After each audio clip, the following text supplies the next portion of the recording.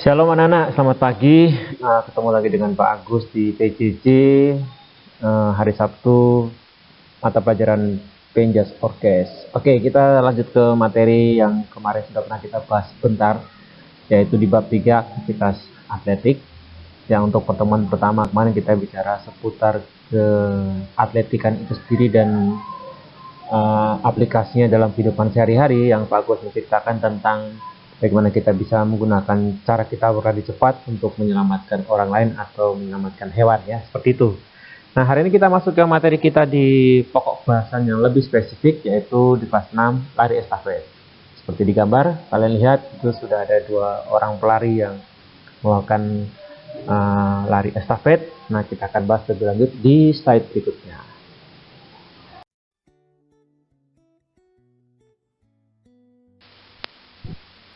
Oke, kita masuk ke materi lari estafet. Lari estafet atau lari sambung. Ya, jadi bisa disebut lari sambung. Itu masuk dalam kategori apa? Kemarin Pak Agus sudah bilang, ya, lari jarak pendek. Lari jarak pendek itu adalah lari sprint, terus ada lari estafet, dan ada lagi lari gawang. Nah, kita masuk ke lari estafet. Nah, dalam satu tim ada 4 orang. Dan perhatikan, lari estafet itu merupakan satu-satunya perlombaan beregu dalam atletik. Jadi hanya ini saja, hanya estafet saja. Nah, lintasannya memang dibagi menjadi 4 bagian anak-anak. Jadi kalau misalnya 100 meter gitu dibagi menjadi 4 bagian. Kalau misalnya 400 berarti dibuat menjadi 4 bagian, 100, terus 100, terus 100, 100, 100. Dalam satu lintasan yang sama untuk satu pelari dengan teman-temannya. Tapi dari setiap lintasan itu dipasangkan atau disiapkan seseorang sesuai dengan urutannya. Jadi nanti ada lintasan pertama itu pelari pertama. Misalnya 400 meter, ya, kita sebut 400 lebih mudah. Pelari pertama akan berlari sampai kurang lebih 100 meter, gitu ya. Nanti ketemu lagi dengan pelari kedua. Pelari kedua sudah bersiap di situ. Dia juga akan berlari kurang lebih 100 meter juga. Nanti akan bertemu ke pelari ketiga dan seterusnya hingga pelari keempat. Pas di 400 meter dia yang menyelesaikan lari tersebut. Nah, saat mereka akan bertemu di daerah yang disiapkan itu disebut dengan daerah penyerahan tongkat estafet anak-anak, atau whistle zone disebutnya begitu. Zona itu, area itu hanya dibatasi 20 meter. Jadi ketika pelari pertama dengan start jongkok dia lari, kemudian akan bertemu di jarak kurang lebih 100 meter kurang. Di situ sudah ada satu pelari yang sudah bersiap juga untuk melari. Nah, di antara jarak itu 20 meter. Di jarak batas 20 meter itu mereka harus segera bertukar tongkat. Jadi yang satu menyerahkan, yang satu menerima.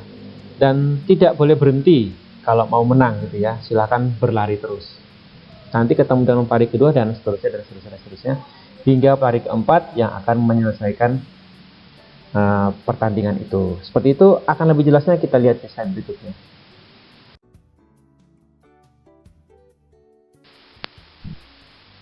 Nah, anak-anak, ada hal yang perlu Pak Agus sampaikan di sini terkait dengan lari estafet. Itu ada 4 orang dan ternyata ada 2 cara memulai berlari atau kita sebut start yang berbeda. Nah, untuk start yang digunakan dalam lari estafet itu ada lari pertama itu menggunakan start jongkok. Nah, start jongkok seperti pada gambar, dari mulai posisi berdiri, bersedia, kemudian dia menekukkan kakinya, kemudian siap, dia agak naik ke atas gitu ya. Terus ya, itu dia berlari. Nah, seperti itu. Itu bagi pelari pertama. Jadi pelari pertama menggunakan start jongkok karena memang lari jarak pendek itu semuanya menggunakan start jongkok.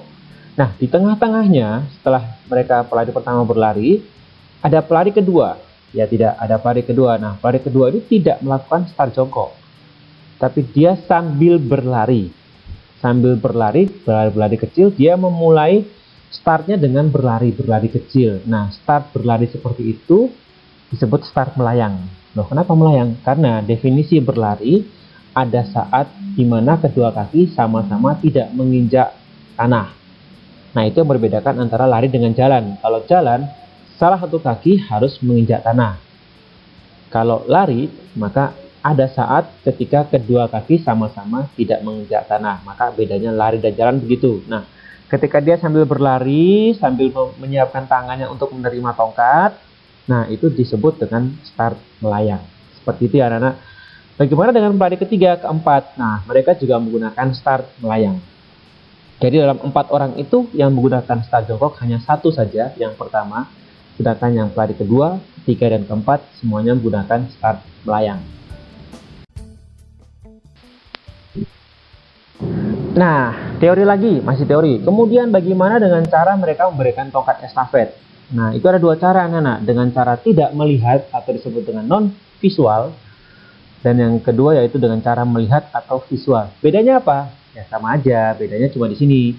Ketika dia melihat, maka arahkan pandangannya ke belakang. Ketika dia tidak melihat, maka tetap posisinya ke depan pandangannya, tinggal tangannya ke belakang dan mencoba untuk memastikan agar temannya yang memberikan itu bisa menyerahkan dengan tepat. Jadi bedanya melihat dan tidak melihat. Ini mudah sekali kalau dipraktikkan. Nah, nanti setelah ini kalian akan mengamati video penjelasan lebih lengkap tentang bagaimana cara melaksanakan lari estafet. Silahkan kalian amati.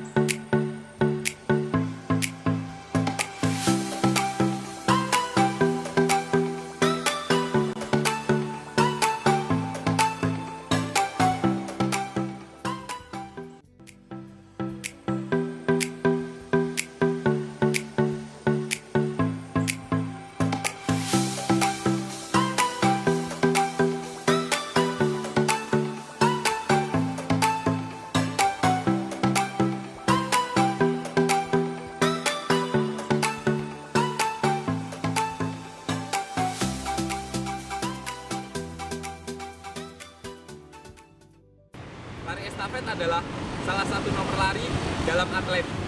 Lari estafet dilakukan secara berkesinambungan dalam satu tim.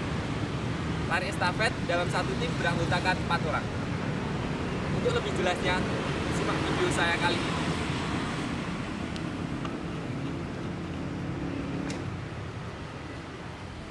Dalam nomor lari estafet ini, start yang digunakan adalah start jongkok. Start jongkok terdapat 3 aba-aba. Yang pertama adalah bersedia, siap, ya. Ketika aba-aba bersedia, atlet berjalan menuju garis start. Posisi tangan tidak boleh melebihi garis start.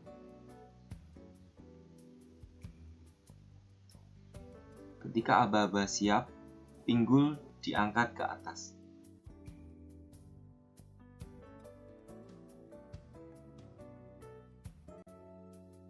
Ketika aba-aba ya atau suara tembakan, maka kaki menolak kemudian mengayunkan tangan dan berlari sekencang-kencangnya.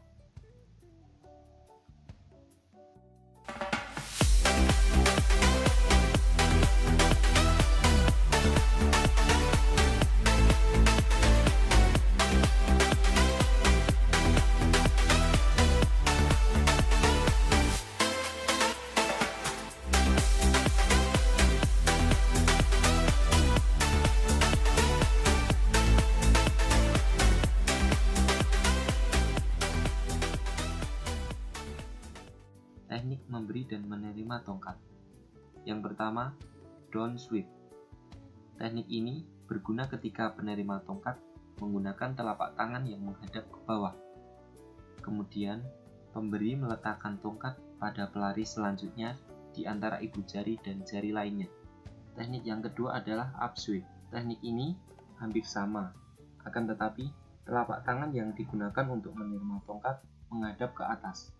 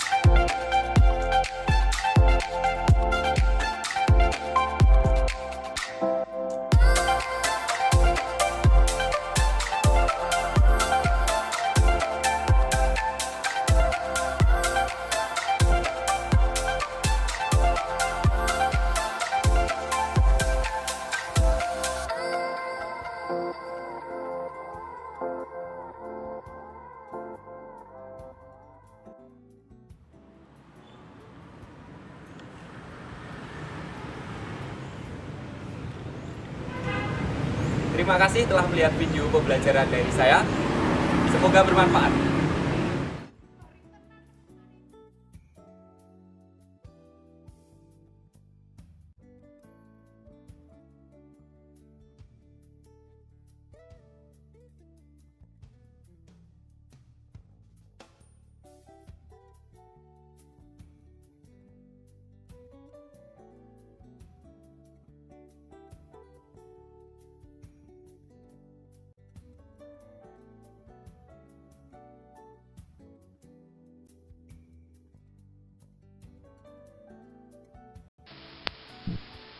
Oke, anak-anak, begitu dulu materi kita hari ini. Kita akan PH besok rounders. Nanti juga ada tugas untuk dua pembahasan atletik. Silakan kalian pelajari LKS-nya. Selamat berlatih di rumah dengan tetap melaksanakan aktivitas fisik, tapi tidak usah dikirim. Dan ingat baik-baik, sehat ada di tanganku, di tangan anak-anak sendiri. Terima kasih, Tuhan Yesus berkati.